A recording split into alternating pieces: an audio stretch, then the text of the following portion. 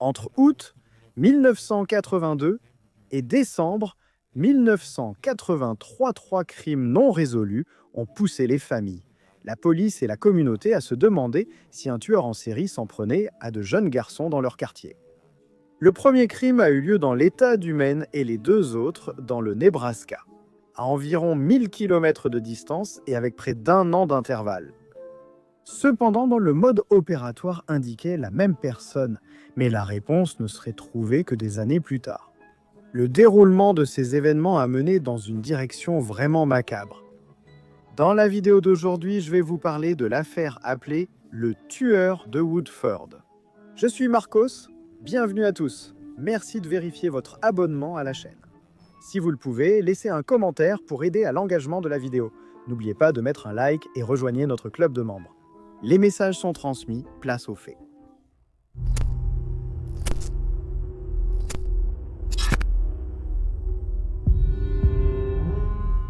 Richard Stetson est né le 5 mars 1971 et était connu de tous sous le nom de Rick. Un enfant joyeux et entouré d'amis qui adorait faire des courses de vélo dans le quartier. Rick était un petit garçon aux cheveux roux et taches de rousseur. Le 22 août 1982, alors qu'il avait 11 ans, le garçon est sorti faire du vélo près de chez lui, à Portland, dans le Maine, lorsqu'il a disparu. Des témoins ont déclaré avoir vu le garçon emprunter un sentier très connu dans la région. Mais après cela, il n'est jamais rentré chez lui. Sa mère a signalé sa disparition vers 19 h ce soir-là. Et le lendemain, un conducteur qui passait à proximité a trouvé quelque chose sur la bande d'arrêt d'urgence de l'autoroute inter-État 295. Malheureusement, il s'agissait du corps sans vie de Rick Stetson. Au début, on a pensé que le jeune homme avait été renversé par un véhicule inconnu. Mais après l'autopsie, il a été déterminé que Rick avait connu un destin bien plus brutal. Le médecin légiste a révélé que le garçon avait été torturé puis poignardé à l'abdomen. La perte aiguë de sang a été la cause du décès. De plus, le corps présentait plusieurs marques de morsures humaines. À l'époque, un profil criminel de l'agresseur inconnu a été dressé par un spécialiste.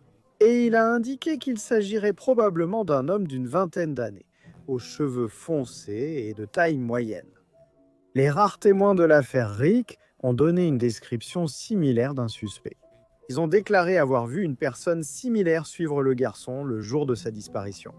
La police a mené des recherches inlassables jusqu'à ce qu'elle identifie enfin un suspect probable. Cependant, la marque de morsure de cette personne ne correspondait pas à celle retrouvée sur le corps de Rick, et sans autre suspect ni indice, l'affaire s'est peu à peu refroidie.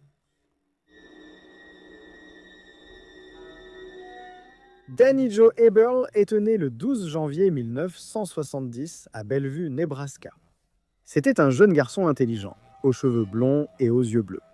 À l'âge de 13 ans, Danny et son petit frère ont décidé de travailler en distribuant des journaux. Leur objectif était d'économiser de l'argent afin de pouvoir acheter des accessoires pour leur vélo. Les frères faisaient un peu généralement les livraisons ensemble. Mais le 18 septembre 1983, le frère de Danny était enrhumé et il est donc parti seul vers 6 h du matin pour faire le travail. Après avoir livré les journaux dans 3 résidences, il a tout simplement disparu. Les autres habitants ont trouvé cela étrange lorsqu'ils n'ont pas vu les journaux ce matin-là, et l'un d'eux a appelé les parents de Danny pour savoir ce qui s'était passé.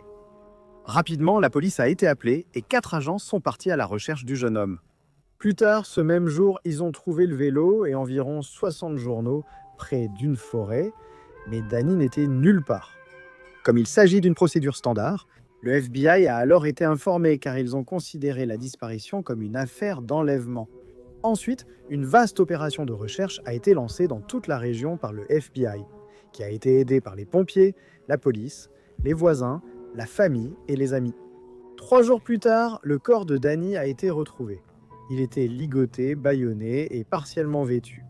L'autopsie a révélé qu'il avait été torturé puis poignardé à l'abdomen, en plus de présenter des marques de morsures humaines sur tout le corps. Les perforations ont atteint ses poumons, son foie et son cœur. Le meurtrier a également sculpté une étoile sur sa poitrine avec un couteau.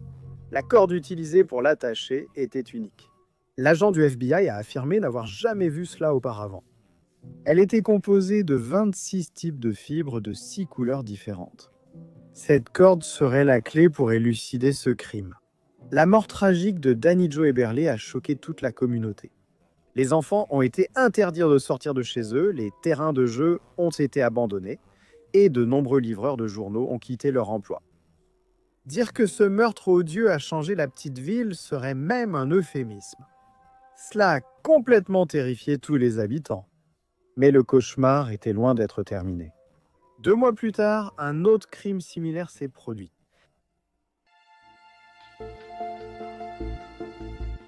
Christopher Walden est né le 28 septembre 1971 à Omaha, également dans le Nebraska.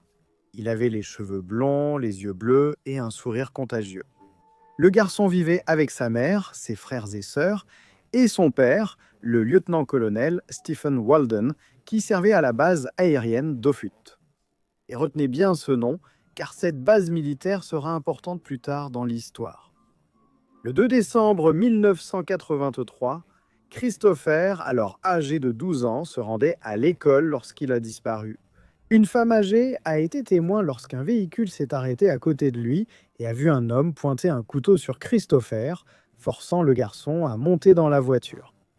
Elle l'a décrit l'homme comme un jeune d'une vingtaine d'années, aux cheveux châtain foncé. La dame était tellement bouleversée par ce qu'elle venait de voir qu'elle ne savait même pas si ce qui s'était passé était vraiment réel. Elle n'a signalé l'incident aux autorités que lorsqu'elle a appris que Christophe avait disparu. Aïe, aïe, aïe, pas. Le fait a bouleversé la communauté qui se remettait encore de la perte de Danny Eberle. Les parents de Christopher craignaient qu'il soit mort depuis le moment où il avait disparu, alors une vaste recherche a commencé. 3 jours plus tard, 2 chasseurs ont trouvé le corps du garçon dans un ravin rempli de neige. Il se trouvait à moins de 5 km de l'endroit où Danny avait été découvert des mois plus tôt. La police n'avait aucun doute. Les 2 affaires ont été clairement liées et ce soupçon a été confirmé par les résultats de l'autopsie. Le médecin légiste a indiqué que Christophe avait été tué à coups de couteau après avoir été cruellement torturé. Une étoile était aussi gravée sur sa poitrine. Le corps était presque nu, vêtu seulement d'un caleçon, et des marques de morsures humaines étaient réparties sur tous les membres. Sa gorge était si profondément tranchée qu'il avait failli être décapité. Le médecin légiste a trouvé des preuves que Christopher était probablement encore en vie lorsque la majeure partie de la torture lui a été infligée. Il a connu une mort terrible aux mains d'un prédateur en série. Encore une fois, rien de pertinent n'est apparu pour que l'affaire soit résolue une bonne fois pour toutes. Mais cette fois, en examinant de plus près les preuves, les policiers ont remarqué que le meurtrier avait commis une erreur stupide. Il a abordé le garçon au milieu de la rue et a laissé un témoin oculaire, la vieille dame. La femme a contacté la police et décrit le ravisseur. Un dessinateur de la police a réalisé un croquis et le célèbre agent du FBI, Robert Ressler, a été appelé pour établir un profil du tueur. Ressler a déclaré que le tueur vivait ou travaillait probablement à proximité et qu'il avait peut-être reçu une formation de scout ou militaire. Il avait des connaissances en médecine légale et lisait des magazines de détectives en plus d'être accro à la pornographie. Ressler pensait aussi que le tueur avait suivi la couverture médiatique des crimes et serait impatient de parler de ses actes. Mais malheureusement, aussi bien l'affaire de Danny que celle de Christopher étaient en voie d'être classées. Et ici, une parenthèse. Pour ceux qui ne le savent pas, l'agent Ressler a travaillé sur plusieurs affaires célèbres, comme par exemple celle de Dahmer, Bundy, Chase. Bref, ce type était vraiment doué. Il a aussi aidé Thomas Harris en écrivant Le silence des agneaux. Le gars a aidé à dresser le profil du tueur cannibale Hannibal Lecter. Le 11 janvier 1984, Barbara Weaver est arrivée à son lieu de travail dans une crèche locale. Alors qu'elle se préparait à accueillir la classe, elle a remarqué une voiture qui tournait dans les environs. Barbara est sortie et a noté le numéro de la plaque d'immatriculation. Le conducteur s'est alors arrêté et a fait marche arrière, s'approchant de la jeune fille. Il a baissé la vitre et a demandé des informations sur une adresse. Lorsque Barbara s'est approchée, l'homme a sorti un couteau et a attaqué la femme qui a été légèrement blessée au bras. Barbara s'est mise à courir et l'homme a commencé à crier « Reviens ici ou je vais te tuer !» La femme a réussi à s'échapper avec le numéro de la plaque d'immatriculation du criminel. Lorsque la police a été informée de l'incident, ils ont rapidement réussi à retrouver la plaque d'immatriculation. Le véhicule appartenait à un homme nommé John Joubert. Moins de 2 heures après avoir attaqué Barbara, la police militaire a arrêté John Joubert dans sa caserne sur la base aérienne d'Offutt. Celle dont j'ai parlé plus haut.